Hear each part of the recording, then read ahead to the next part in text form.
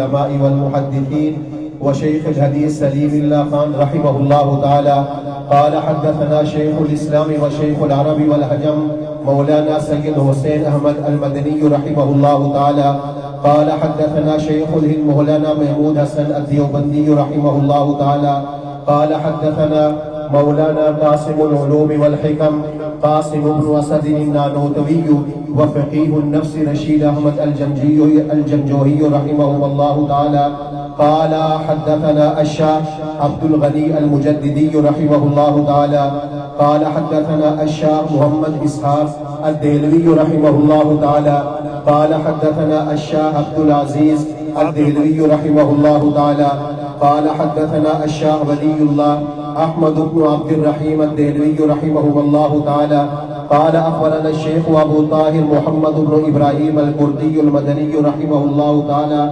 قال أخبرنا والدي الشيخ إبراهيم الكردي رحمه الله قال قرأت على الشيخ أحمد الكشاشي رحمه الله تعالى قال أخبرنا أحمد بن عبد القدوس أبو المواهب الشناوي رحمه الله تعالى قال أخبرنا الشيخ شمس الدين محمد بن أحمد بن محمد الرملي عن الشيخ شيخ الإسلام زين الدين زكريا بن محمد الأنصاري رحمه الله تعالى قال قرأت على الشيخ الحافظ أبي الفضل شهاب الدين أحمد بن علي بن حجر العسقلاني رحمه الله تعالى عن الشيخ سراج الدين الحسين بن المبارك الزبيدي رحمه الله تعالى عن الشيخ أبي الوقت عبد الأول بن عيسى بن شعيب السجزي الهروي رحمه الله تعالى عن الشيخ أبي الحسن عبد الرحمن بن مظفر رحمه الله تعالى عن الشيخ أبي عبد الله محمد بن يوسف والحديث أبي عبد الله محمد بن إسماعيل بن إبراهيم بن المغيرة ابن بردزبة ابن بززبة الجعفي البخاري رحمه الله تعالى ونفعنا بعلومه آمين. قال باب قول الله ونزع الموازين القسط ليوم القيامة وأن أعمال بني آدم وقولهم يوزن. وقال مجاهد القسطاس العدل بالرومية ويقال والقسط مصدر المقسط وهو العادل وأما القاسط فهو الجائر.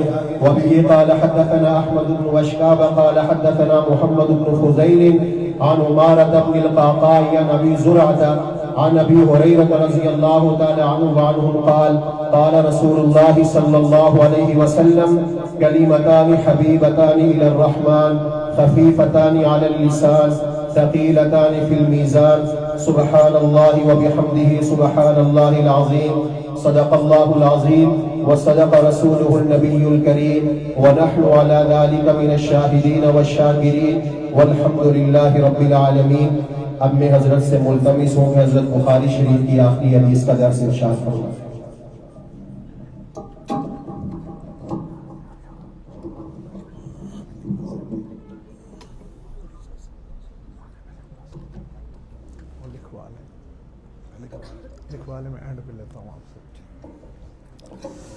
السلام علیکم ورحمۃ اللہ وبرکاتہ.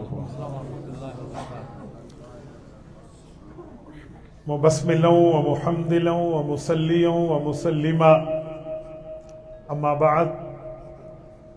میرے معزز دوستو، طالب علم بھائیوں، طالبہ علم بہنوں، مدرسین مدرسات، اب سب کو اللہ تعالیٰ جزائے خیر عطا فرمائے. حدیث پاک نبی پاک صلی اللہ علیہ وآلہ وسلم کے فرمان کو کہا جاتا ہے مجلس درس حدیث کا ادب ایسا ہی ہے جیسے مجلس رسول کا ادب ہے. لا ترفعوا اصواتکم فوق صوت النبی کی آیت کے تحت محدثین مفسرین نے لکھا ہے، خصوصاً حضرت مولانا کاندلوی رحمہ اللہ نے معارف القرآن ادریسی میں لکھا ہے کہ جس جگہ رسول اللہ صلی اللہ علیہ وسلم کا فرمان بیان ہو رہا ہو اس جگہ بھی اپنی آوازوں کو پست رکھنا انتہائی لازم ہے، گویا وہ بھی مجلس رسول کا درجہ رکھتی ہے، کیونکہ فرامین پیغمبر اس میں پڑھے جائیں گے. تو آپ اور ہم سب سے پہلے اپنی نیت کا اخلاص کر لیں کہ ہم جس جگہ موجود ہیں وہ بہت اعلیٰ جگہ ہے اور اعلیٰ مقام ہے. اور یہ آخری حدیث ابھی مفتی صاحب نے پڑھی ہے، اللہ ان کو جزا خیر عطا فرمائے. میں آخری حدیث کے درس سے پہلے ایک بات کرنے لگا ہوں. دیکھیں، ہم یہ ساری بخاری شریف کلاس میں پڑھاتے ہیں، مکمل کی مکمل. کیا آخری حدیث ہم کلاس میں نہیں پڑھا سکتے؟ اس کے لیے اتنی زیادہ محفل بنانے کی ضرورت کیا ہے؟ وجہ تو میں بڑوں کی بات آپ کی خدمت میں نقل کرنے لگا ہوں. حضرت مولانا عبد الرحمن اشرفی رحمۃ اللہ علیہ، جو شیخ الحدیث جامعہ اشرفیہ لاہور تھے، وہ ارشاد فرماتے تھے، اس کا ایک بہترین جواب. حضرت شیخ الحدیث رحمہ اللہ فرماتے کہ جو نماز کی آخری اتحیات میں مل جائے تو وہ بھی جماعت میں ملنے والا شمار ہوتا ہے. کہ ہم آخری حدیث کے درس میں لوگوں کو اس لیے بلاتے ہیں کہ تم مصروف ہو کاروبار میں، دنیا کے معاملات میں، تم طالب علموں کے ساتھ بیٹھ کر اپنا وقت دین پہ مکمل نہیں لگا سکتے، چلو آخری رکعت میں مل جاؤ، تمہیں ثواب مل جائے گا. یہاں آج مجلس درس حدیث میں یوں نہیں ہے کہ ہمیں اکیلا اکیلا بیٹھ کے پڑھانا نہیں آتی. ہم طلبہ طالبات کو ساری بخاری پڑھا سکتے ہیں، تو آخری حدیث نہ پڑھائیں، نہیں، بلکہ اس میں وجہ کہ اس ثواب میں آپ سب کو شریک کرنا ہے. اس بنیاد پہ ہم یہاں موجود ہیں. اللہ تعالیٰ جزائے خیر عطا فرمائے ہمارے حضرت مولانا زاہد صاحب کو، مولانا عبداللہ صاحب کو، جن کے واسطے سے میں آپ کی خدمت میں ہوں. اب ذرا توجہ رکھنا، میں آخری حدیث کی بات شروع کر رہا ہوں. یہ صحیح البخاری ہے. صحیح البخاری حدیث پاک کی وہ کتاب ہے جس کو امام بخاری رحمۃ اللہ علیہ نے خیر القرون کے ختم ہونے کے بعد تحریر کیا ہے. آپ کے ذہن میں سوال آئے گا، خیر القرون کیا ہے؟ 3 وہ زمانے ہیں جن کو نبی علیہ السلام نے دعا دی ہے، اسے خیر القرون کہتے ہیں. جمعہ کے خطبے میں آپ سنتے ہیں کہ حدیث پڑھی جاتی ہے، خیر القرون قرنی ثم الذین یلونہم ثم الذین یلونہم. یہ حضور کی دعا ہے 3 زمانوں کی.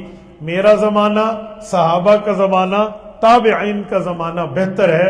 حضور نے یہ فرمایا. حضور کا زمانہ مکمل ہوا جب تک حضور دنیا میں تھے، سن 10 ہجری پہ ختم. صحابہ کا زمانہ 110 ہجری پہ ختم. تابعین کا زمانہ 210 ہجری پہ ختم. امام بخاری 194 ہجری میں پیدا ہوئے، 215 ہجری میں بیٹھ کر بخاری کو لکھنا شروع کیا ہے.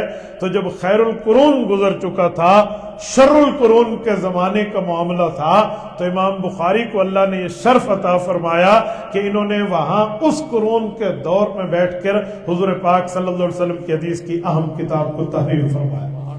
یہ حضرت امام بخاری کی تاریخ میں نے کیوں بتائی ہے، اس کی ایک وجہ ہے. وجہ یہ ہے کہ لوگ یہ سمجھتے ہیں یہ حدیث پاک کی پہلی کتاب ہے.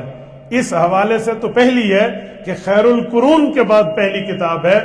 اس حوالے سے پہلی نہیں ہے کہ جو خیر القرون میں لکھی گئی تھی وہ ان سے پہلے. مثلا حضور پاک صلی اللہ علیہ وسلم کے دور میں حدیث کی کتاب لکھی گئی، اس صحیفے کا نام الصحیفۃ الصادقہ ہے. پیغمبر کے صحابی حضرت عبداللہ ابن عمرو ابن عاص السہمی رضی اللہ عنہ نے تحریر فرمایا تھا. امام ابو داود نے سنن ابی داود میں جلد نمبر 2 میں کتاب العلم میں باب کتابت العلم میں اس حدیث پاک کو جگہ دی ہے. اس صحابی کے بعد پیغمبر علیہ السلام کے صحابی حضرت ابو ہریرہ رضی اللہ تعالیٰ عنہ نے جو حدیثیں پڑھائی تھی تو ان کے شاگردوں نے ان کو لکھا. خصوصاً وہب ابن منبہ رحمہ اللہ کا صحیفہ تھا، بہت بڑا صحیفہ تھا، وہ حضرت ابو ہریرہ سے سن کے لکھا تھا. حضرت ابن عمر میں اور حضرت ابو ہریرہ میں ہیں تو دونوں صحابی. ایک فرق ہے، ابو ہریرہ زبانی یاد کرتے تھے، عبداللہ بن عمر لکھ کے یاد کرتے تھے. تو یہ صحیفے ان کے دور میں تھے. اسی طرح حضرت ابوبکر صدیق رضی اللہ عنہ نے بھی لکھا، وہ بھی صحیفہ تھا. پھر تابعین میں چلتا چلتا جب یہ بات بعد والوں تک آئی تو صحابہ کے شاگردوں نے لکھا. سب سے پہلے دین کس نے لکھا؟ امام سیوطی فرماتے ہیں صحابہ کرام کے بعد جس نے سب سے پہلے دین لکھا ہے وہ امام اعظم ابو حنیفہ ہیں. اول من دون علم الشریعہ ورتبہ ابوابا فهو ابو حنیفہ ثم تبعہ مالک فی ترتیب الموطا، کا سب سے پہلے صحابہ کے بعد امام ابو حنیفہ نے لکھا، ان کے بعد امام مالک نے موطا لکھی ہے۔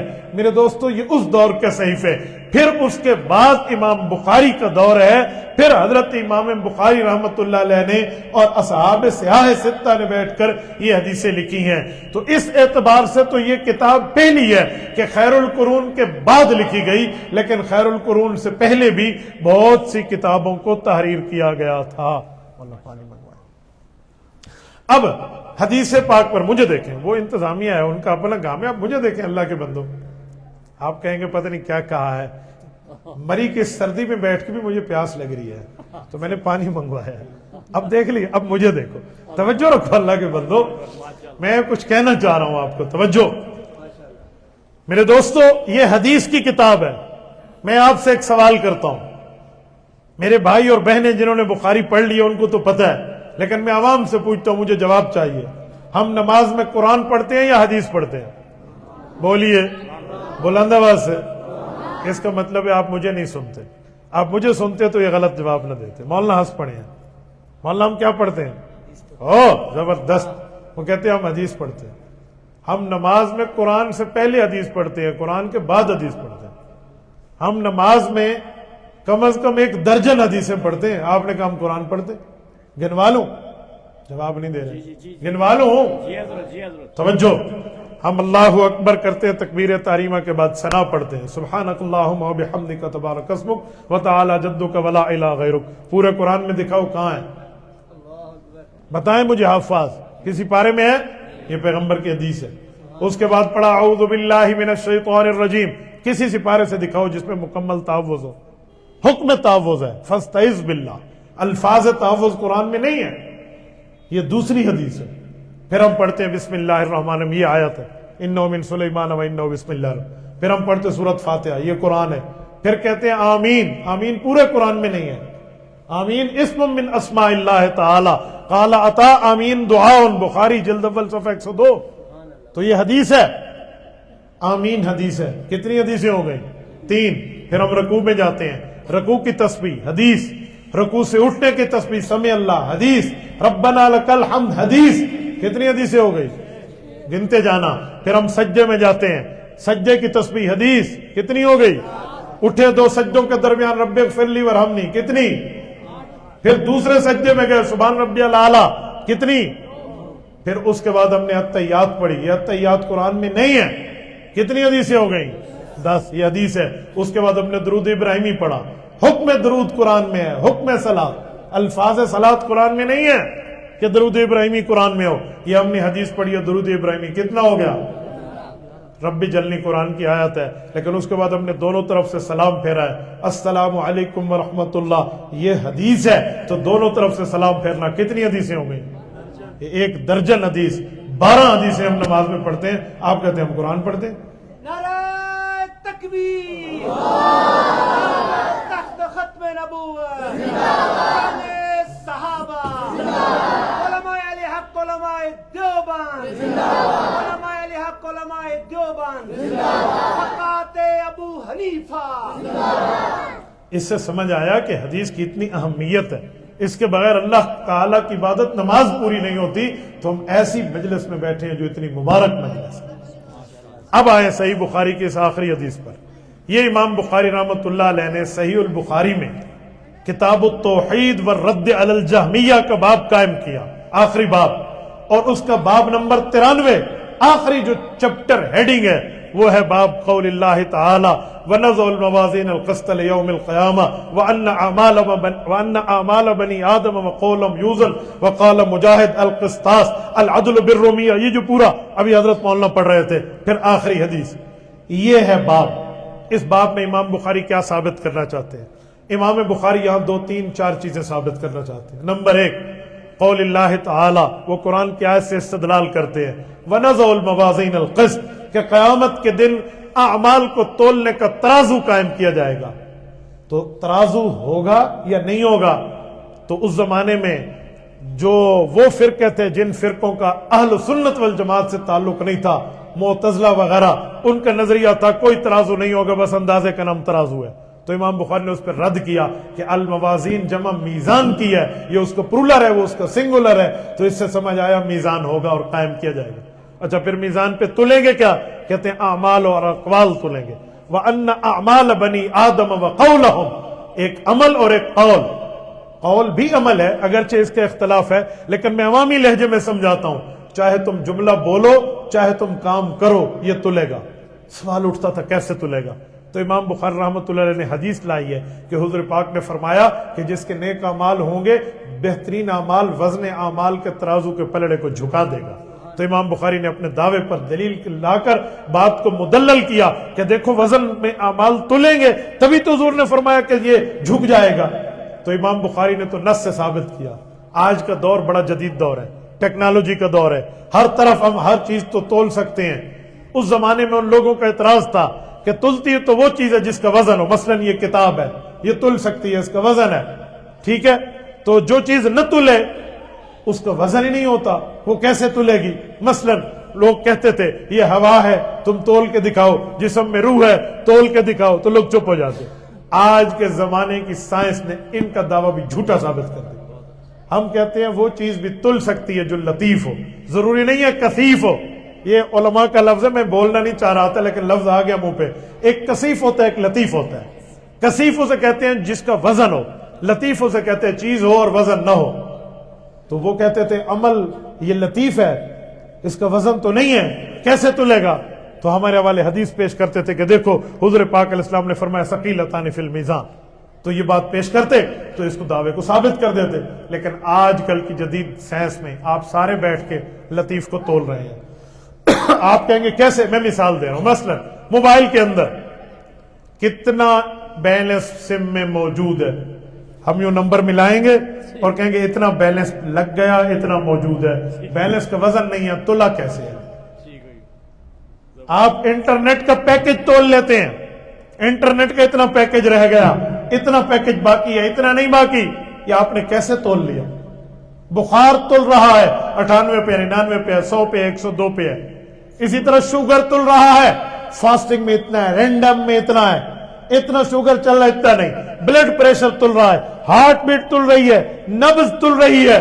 تو یہ چیزیں جب تل سکتی ہیں یہ لطیف ہیں، لطافت کو دنیا والے تول سکتے ہیں تو رب تو دنیا کا خالق ہے۔ سبحان اللہ، ماشاء اللہ۔ آج کے زمانے میں سمجھانا کوئی مشکل نہیں ہے، تو امام بخاری رحمہ اللہ نے تو نص سے سمجھایا۔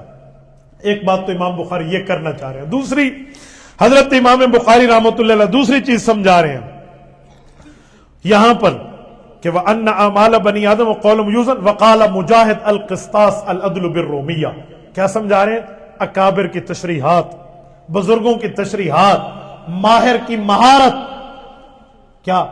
وقال مجاہد القسطاس العدل بالرومیہ۔ حضرت امام بخاری رحمت اللہ علیہ نے یہ جو آیت پڑھی ہے، اس آیت میں لفظ ہے کہ انصاف کے ساتھ تولیں گے، وَنَضَعُ الْمَوَازِينَ الْقِسْطَ لِيَوْمِ الْقِيَامَةِ، اعمال انصاف کے ساتھ تلیں گے۔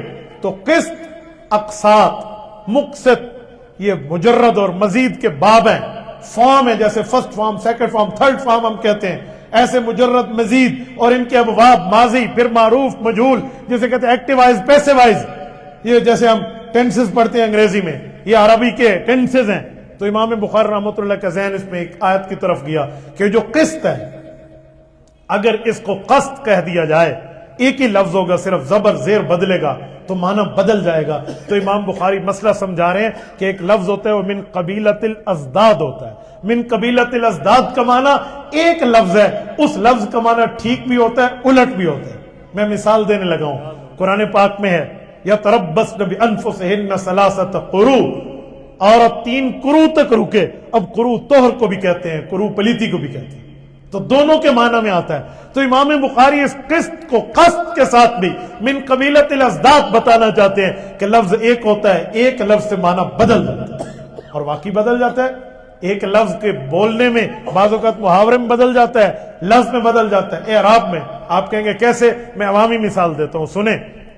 ایک اور ایک بندہ اپنی بیوی کو کہے چائے بناؤ، اور وہ چائے کی جگہ منہ بنائے، تو بنانا تو دونوں کے ساتھ ہے۔ اب چائے بنانا اور منہ بنانا ایک جیسا ہے؟ یہ تو وہی ہے، کسی نے اپنی بیوی کی مذمت کرنی تھی نا کہ میں نے اسے چائے بنانا کہا، اس نے چائے نہیں بنائی تو اس نے تعریف کر کے کہا کہ میری بیوی تو بہت اچھی ہے، ایک کام بتاؤ دو کرتی ہے، میں نے کہا چائے بنا، اس نے چائے بھی بنائی منہ بھی بنایا۔ یہ ہوتی ہے مذمت کو تعریف کر کے پیش کرنا۔ من قبیلۃ الازداد، ایک لفظ ڈبل معنی میں، تو ایسے قسط اور قسط ہے، قسط کہتے ہیں انصاف کو، قسط کہتے ہیں نا انصافی کو، تو ایک لفظ دو معنی میں آتا ہے۔ تو امام بخاری نے ماہر کی بات کو لا کر اس بات کو ثابت کیا۔ فرمایا وقال مجاہد القسطاس العدل بالرومیہ، کا قسط اور قسط دو معنی یہ ہوئے، ایک معنی اور بھی ہوا، کہ وہ کیا؟ کہا حضرت امام مجاہد کہتے ہیں، مجاہد کون ہے؟ تابعی ہیں، صحابی حضرت عبداللہ بن عباس کے شاگرد ہیں، مجاہد ابن مقاتل رحمہ اللہ، ان کی بات لائیں کہ وہ تفسیر کے امام تھے، حضور علیہ السلام نے انہیں دعا دی تھی عبداللہ ابن عباس کو، اللہ اس کو تفسیر کا علم دے، تو ابن عباس کا شاگرد مجاہد تھا، اس نے یہ مسئلہ سنایا تھا کہ ہم نے اپنے استاد سے سنا اور میرے استاد نے اپنے استاد سے پڑھا، تو ہم یہ سمجھے کہ ایک لفظ ہے القسطاس العدل بالرومیہ، تو رومی زبان میں اس کا معنی بھی عدل ہوتا ہے۔ یہاں امام بخاری نے تیسرا مسئلہ بھی سمجھا دیا۔ تیسرا کیا؟ بالرومیہ، رومی زبان، وہ تو اہل کتاب تھے، مسلمان نہیں تھے، تو ان کی بات کیوں کی؟ اب میں سمجھانے لگا ہوں جدید زبان میں۔ رومی غیر مسلم ضرور تھے اس وقت، کافر ملک ضرور تھا، گویا میں سمجھانا چاہتا ہوں بنی اصفر تھے جن کو ہم انگریز کہتے ہیں۔ تو امام بخاری نے اشارہ کیا ہے کہ دین سمجھنے کے لیے کافر کی زبان تمہیں پڑھنی پڑے تو پڑھو، تاکہ اس زبان میں ان کو حضور کا دین سمجھو۔ العدل بالرومیہ امام بخاری نے سمجھا۔ آج کے دور میں بھی کالج ہے، یونیورسٹی ہے، اسکول ہے، انسٹیٹیوٹ ہے، انگلش کی تعلیم ہے، ہم علماء اس میں الحمدللہ پیچھے نہیں ہیں۔ ہمارا وفاق المدارس العربیہ پاکستان مستقل یہ چیزیں پڑھاتا ہے، اس بنیاد پہ کہ ہم حضور پاک کے پیغام کو ان لوگوں تک پہنچائیں گے جن تک نہیں پہنچے۔ ہم انگلش اس لیے نہیں پڑھتے کہ جس سر سے پگڑی اتر جائے، انگلش اس لیے نہیں پڑھتے کہ یہاں علماء کی جگہ کف آ جائے، انگلش اس لیے نہیں پڑھتے کہ ٹخنے سے نیچے شلوار چلی جائے اور ہمارا منہ بھی ٹھی پال کی طرح ہو جائے اور ایسے ایسے لفظ بولے ٹوئنکل ٹوئنکل لٹل سٹار کا مطلب ہو کہ ہم دین چھوڑ دیں، جی نہیں، سر پہ پگڑی رکھ کے بھی انگلش میں ٹاپ کیا جا سکتا ہے۔ ہمارے علماء نے ثابت کیا ہے کہ ہم دین پہ رہ کر بھی تمہارا معاملہ پڑھ سکتے ہیں۔ آؤ میرے کالج والے بھائیوں، میرے یونیورسٹی کے دوستوں، اگر ہم نے تمہاری نصاب میں جا کر پوزیشنیں لی ہیں تو آپ بھی آ کر ذرا میرا رابعہ پڑھ لو، سالسہ پڑھ لو، اولا پڑھ لو۔ میں حکومتی میٹنگز میں جاتا ہوں تو لوگوں میں کہتے ہیں مولانا کتنا اچھا ہوگا مدرسے سے نکلنے والا عالم ڈاکٹر بھی بنے، میں کہتا ہوں کتنا اچھا ہوگا کالج سے نکلنے والا ڈاکٹر عالم اور قاری صاحب بھی بنے۔ چھٹا کلمہ تو چھوڑو، تمہیں چوتھا کلمہ بھی نہیں آتا اور بولتے علماء پہ ہو کہ جی مولویوں کو کچھ نہیں آتا، ایسا نہیں ہے۔ آج دنیا میں کالج اور یونیورسٹی کا میں مخالف نہیں ہوں، میں کہتا ہوں پڑھو، پڑھاؤ، ہم نے بھی پڑھا ہے، لیکن اس لیے نہیں کہ تم انگریز کی تہذیب اپنا لو، کسی کافر کا تمدن اپنا لو، اس بنیاد پہ پڑھو کہ اس کو پڑھ کے حضور کا پیغام ان تک پہنچائے۔ وقال مجاہد القسطاس العدل بالرومیہ، یہ امام بخاری نے رومی زبان کی بات کر کے ہمیں یہ سمجھایا۔ آگے حضرت امام بخاری نے اسی کو فرسٹ فارم سیکنڈ فارم میں پھر قسط اور قسط اور مقسط کی بات فرمائی، اور آگے پھر قرآن کریم کی آیت کو پیش کیا، فرمائے وَأَوَّلْ عَادِلْ وَأَمَّا الْقَاسِطُ فَأَوَّلْ جائے۔ یہ بات کرنے کے بعد حضرت امام بخاری حدیث لائے ہیں اسی عنوان پر۔ اب حدیث اور ترجمۃ الباب کی موافقت کیا ہے؟ یہ علماء کا لفظ ہوتا ہے، میں عوامی لہجے میں سمجھاتا ہوں۔ دعوے اور دلیل کی مناسبت کیا ہے؟ اسے کہتے ہیں ترجمۃ الباب کے ساتھ موافقت۔ دعویٰ یہ تھا وَنَزَعُ الْمَوَازِينَ الْقِسْطَ لِيَوْمِ الْقِيَامَةِ کہ ہم اعمال بنی آدم کو ثابت کرنے کے لیے آیت پیش کر رہے ہیں کہ قیامت میں تلیں گے۔ تو امام بخاری حدیث لائے ہیں، حدیث میں 4 جو ہیں 5 امتی رہیں اور 6واں واسطہ اللہ کے رسول کا ہے، ان میں 4 ایک علاقے کے رہنے والے ہیں، 5واں بندہ دوسرے علاقے کا رہنے والا ہے، اور 6واں نمبر اللہ کے رسول کا ہے۔ امام بخاری نے سند لائی ہے، وَبِهِ قَالَ حَدَّثَنَا احمد بن اشقاق، اللہ صحابی ہیں۔ حضرت امام بخاری رحمۃ اللہ علیہ بتاتے ہیں مجھے میرے استاد احمد بن اشقاق نے، ان کو ان کے استاد محمد ابن فضیل نے، ان کے استاد عمارہ جو ابن قعقاع ہے، اور ان کے استاد ابو زرع، یہ کنیت ہے، یہاں نام نہیں ہے، ان کا نام حریم ہے، حاشیے میں لکھا ہوا ہے، وہ شاگرد ہیں حضرت ابو ہریرہ کے۔ ابو ہریرہ بھی کنیت ہے، نام نہیں ہے، نام عبد الرحمن بن صخر المدنی ہے۔ امام بخاری بتانا چاہتے ہیں یہ 4 حضرت امام ابو ہریرہ رضی اللہ تعالیٰ تک پہنچا کے میں حدیث سنا رہا ہوں جو حضرت ابو ہریرہ نے حضور صلی اللہ علیہ وسلم سے سنی ہے۔ حضور نے کیا فرمایا؟ کلمتان حبیبتان، فرمایا دو کلمے ایسے ہیں۔ اب کلمہ کہتے ہیں ایک لفظ کو، یہ تو کلمہ نہیں ہے، یہ تو کمپلیٹلی سینٹنس ہے، مکمل جملہ ہے، مرکب مفید ہے، تو کلمہ نہیں ہے، یہ کلام ہے۔ تو ہمارے بزرگوں نے لکھا ہے کہ کلمہ کلام کے معنی میں ہے، کلمتان بمعنی کلامان۔ فرمایا حبیبتان، اللہ کو پیارے ہیں۔ یہ حبیب کہہ کر سبجیکٹ لا کر آبجیکٹ کی طرف اشارہ ہے، فاعل لا کر مفعول کی طرف اشارہ ہے۔ حبیبتان بمعنی محبوبتان ہے کہ دو لفظ ایسے ہیں، دو باتیں ایسی ہیں، دو کلمے ایسے ہیں، دو کلام ایسے ہیں جو اللہ کو بہت پیارے ہیں۔ اب صحابہ کرام نے کان لگایا کہ حضور بتا رہے ہیں دو کلام ایسے ہیں جو اللہ کو پیارے ہیں، تو صحابہ کے دل میں سوال اٹھا کہ اتنی باتیں جو اللہ کو پیاری ہوں گی وہ بہت زیادہ بھاری ہوں گی، ہم نہیں کہہ سکیں گے۔ تو حضور نے فرمایا نہیں، خفیفتان علی اللسان، زبان پر بہت خفیف ہے، ایزیلی تم اس کو ادا کر سکتے ہو، آسان الفاظ میں کہہ سکتے ہو۔ پھر صحابہ کے دل میں آیا اللہ کو بھی پیاری ہیں وہ باتیں، زبان پہ بھی آسان ہے، پتہ نہیں ثواب ان کا زیادہ ہوگا یا نہیں ہوگا۔ حضور نے فرمایا نہیں، ثقیلتان فی المیزان، اللہ کو پیاری ضرور ہیں، زبان پہ ہلکی ضرور ہیں، لیکن وزن اعمال میں اتنی وزنی ہیں، اتنی بھاری ہیں، اتنی لینتھی ہیں، اتنا ان میں پاور، قوت، طاقت، ہمت، سکت ہے کہ وہ نیکی تمہاری جب اعمال کے ترازو میں آئے گی تو پلڑوں کو جھکا دے گی۔ صحابہ نے عرض کیا رسول اللہ ارشاد بتائیے، سنائیے، سمجھائیے، کہلوائیے وہ کون سے مقدس معمر بابرکت الفاظ ہیں؟ تو حضور نے فرمایا سبحان اللہ و بحمدہ سبحان اللہ العظیم۔ آپ بھی کہہ لیجئے سبحان اللہ و بحمدہ سبحان اللہ العظیم، سبحان اللہ و بحمدہ سبحان اللہ العظیم۔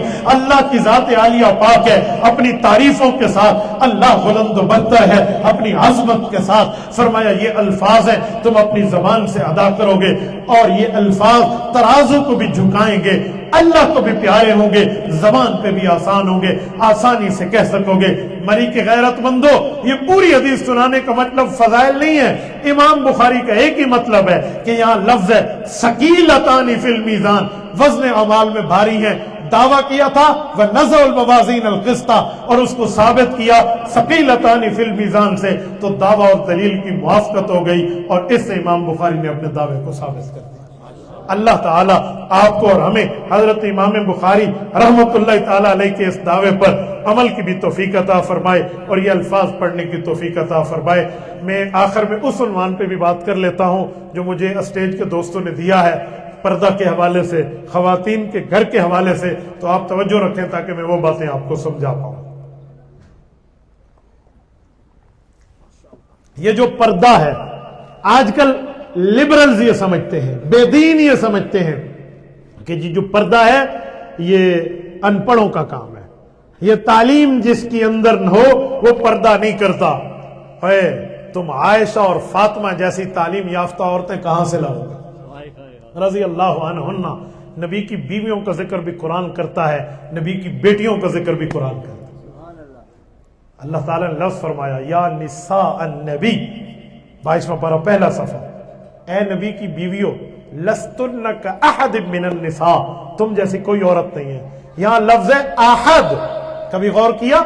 احد کے ساتھ اس بات اور نفی اللہ کس کی کرتے ہیں؟ اللہ نے اپنی توحید کے لیے فرمایا قل هو اللہ احد، وہی لفظ احد نبی کی بیویوں کے لیے لایا، لستن کاحد، یہ نبی کی بیویوں کی عظمت ہے۔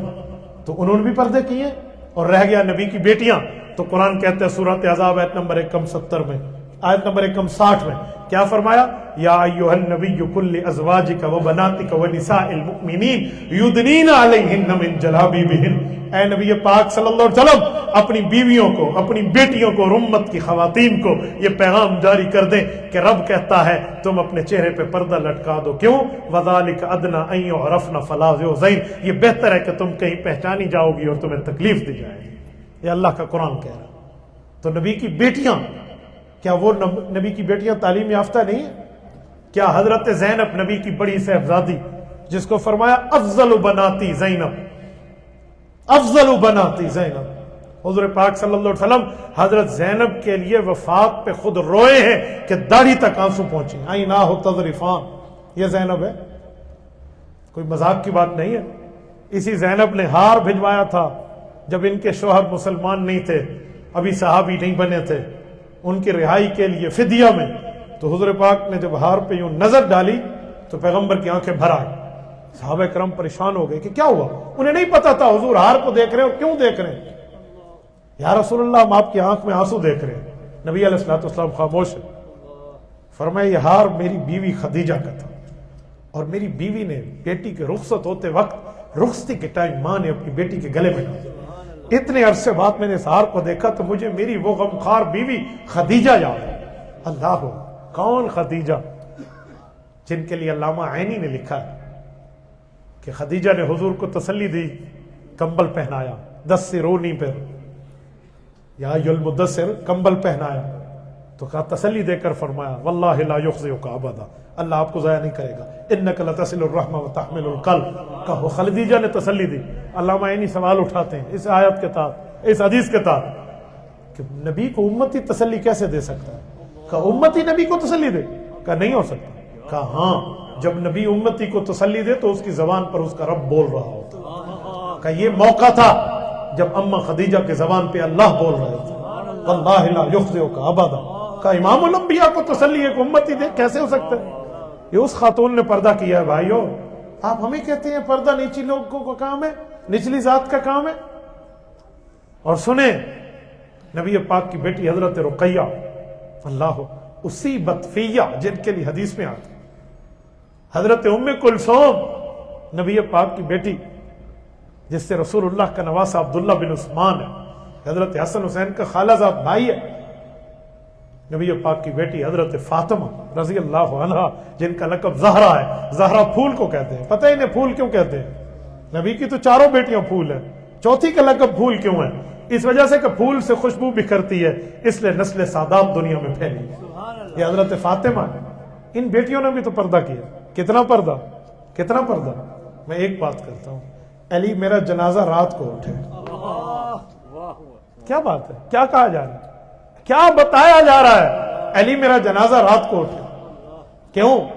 حضرت ابوبکر صدیق کی بیوی حضرت اسماء بنت امیس حضرت اماں فاطمہ کی تیمارداری کی ہے ہمیشہ بیماری میں، اور اماں فاطمہ نے ان سے پوچھا تھا تم نے تو آؤٹ آف کنٹری ٹریول کیا ہے، باہر ملک گئی تھی، کہاں؟ حبشہ، انہوں نے ہجرت کی تھی اپنے پہلے خامد حضرت جعفر کے ساتھ، تو حبشہ میں بھی کہیں کہ کوئی تجربے کی بات سناؤ۔ انہوں نے کہا خواتین کے لیے تجربے کی بات یہ ہے کہ جتنا پردہ اتنا بہتر ہے، کہ بہتر یہ ہے کہ جنازہ رات کو اٹھے کیونکہ پردہ ہو۔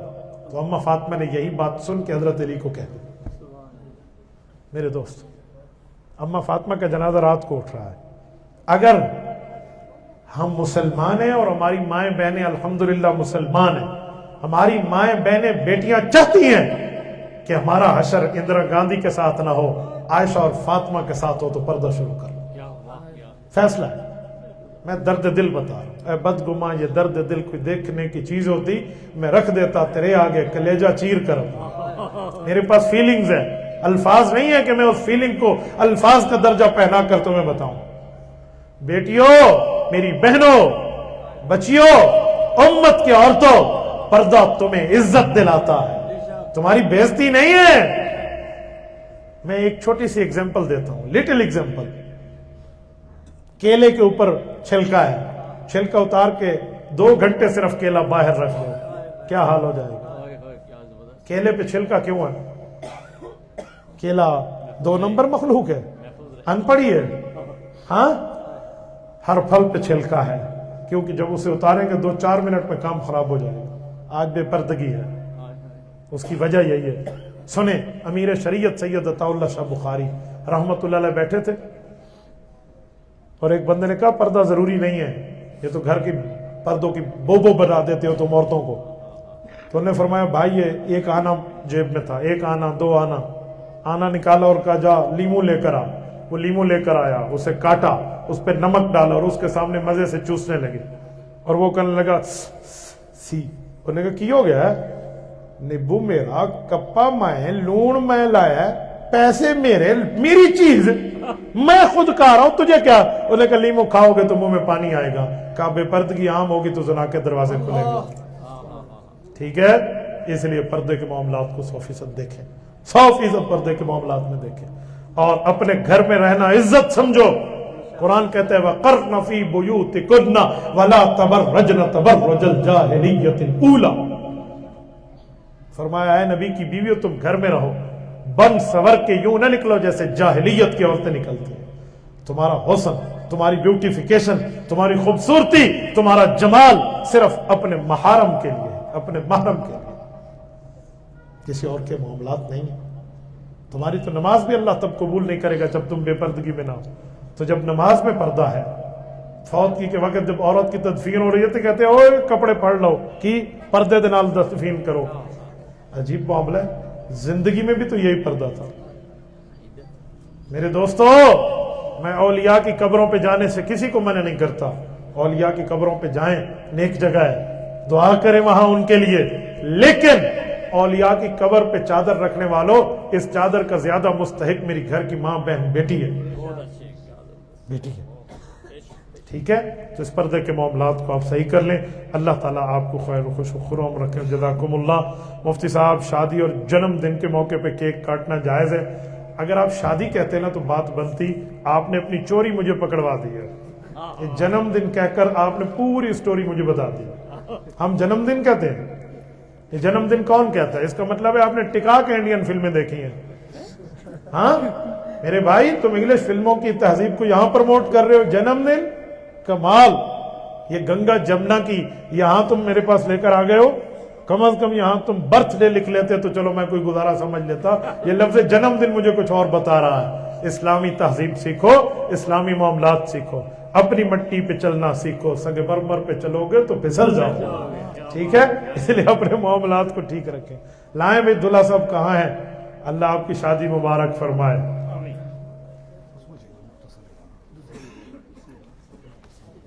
یہ لکھا ہوا ہے؟ ہاں بالکل ٹھیک ہو گیا. حسنین عباسی صاحب آپ ہیں؟ ماشاءاللہ. فیاض عباسی صاحب کون ہے؟ اچھا, اللہ ان کی مغفرت فرمائے. تو ان کا وکیل کون ہے بچی کا؟ ثانیہ عباسی کا. آپ وکیل ہیں؟ آئیے تشریف لائیے. جی تانیہ, رائٹ. یہ غلطی ہو جاتی ہے تو پھر نکاح منعقد نہیں ہوتا. بہت اچھی بات انہوں نے فرمائی ہے. السلام علیکم. آپ کا کیا نام ہے؟ عاصم فیاض. آپ وکیل ہیں ان کے؟ آپ کو انہوں نے نکاح کی وکالت کے اختیار دے دیا؟ چلو میں آپ سے کچھ پوچھوں گا, پھر آپ مجھے اجازت دیں گے تب میں نکاح پڑھوں گا. اور یہ حق مہر کیا ہے؟ 1.25 تولہ سونا ادائیگی بوقت رخصتی. ٹھیک ہے, میں آپ سے جو پوچھوں گا اسپیکر میں پوچھوں گا تاکہ سب گواہ بنے, اور آپ جواب بھی اسپیکر میں مجھے دیں گے. ٹھیک ہے, آ جاؤ آ جاؤ. تانیہ عباسی جو محمد فیاض عباسی مرحوم کی بیٹی ہیں, ان کے نکاح کی اجازت انہوں نے آپ کو دی ہے حسنین عباسی بن محمد پرویز عباسی کے ساتھ 1.25 تولہ سونا ادائیگی بوقت رخصتی حق مہر پر. تو یہ وکالت کی اجازت آپ نے لی ہے, تو آپ اس نکاح کی اجازت آپ نے مجھے دی ہے؟ جی بالکل دی. جزاکم اللہ. الحمدللہ الحمد لله نحمده ونستعينه ونستغفره ونعوذ بالله من شرور أنفسنا ومن سيئات أعمالنا من يهده الله فلا مضل له ومن يضلله فلا هادي له. قال الله تبارك وتعالى فانكحوا ما طاب لكم من النساء مثنى وثلاث ورباع. عن أم المؤمنين عائشة الصديقة رضي الله تعالى عنها قالت قال رسول الله صلى الله عليه وسلم إن أعظم النكاح بركة أيسره مؤونة. عن ابن عباس رضي الله تعالى عنهما قال قال رسول الله صلى الله عليه وسلم لم ترى للمتحابين مثل النكاح. عن أبي هريرة رضي الله تعالى عنه قال قال رسول الله صلى الله عليه وسلم تنكح المرأة لأربع لمالها لحسبها لجمالها لدينها فاظفر بذات الدين. عن عبد الله رضي الله تعالى عنه قال قال رسول الله صلى الله عليه وسلم النكاح من سنتي فمن لم يعمل بسنتي فليس مني.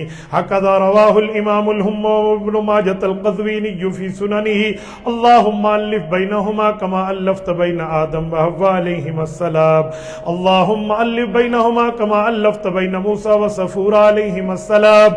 اللهم ألف بينهما كما ألفت بين عائشة رضي الله تعالى عنها ورسول الله صلى الله عليه وسلم.